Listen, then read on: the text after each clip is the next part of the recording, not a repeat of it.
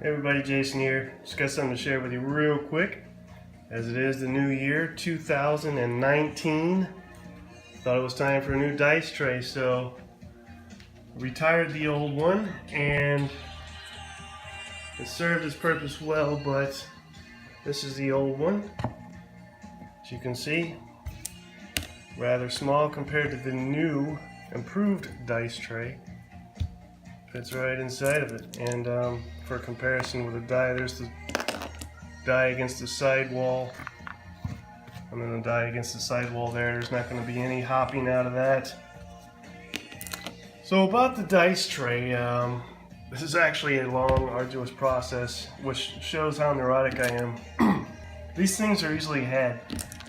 You don't need one of these. A box lid will work simply just as good.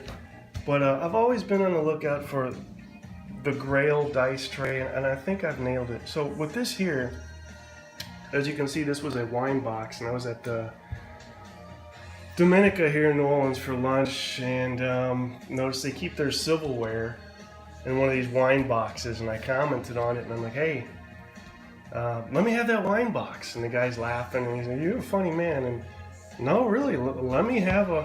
Do you have a wine box like that I could have? He goes, hold on, let me take a look. He goes in the back, comes out with this. Now, it didn't look like this when he brought it out.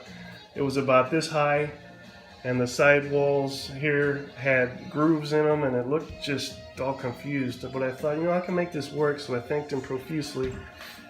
And I cut right below the grooved side walls and right above the solid wall, which left almost a perfect depth, as you can see.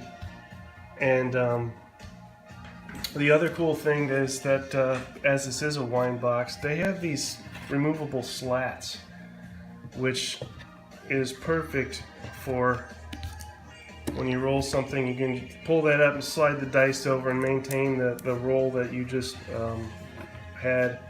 And you just stick them in there and then continue to roll in the main galley or arena, if you will. But as far as the foam board that I used for this, God, this stuff never fails to come in handy.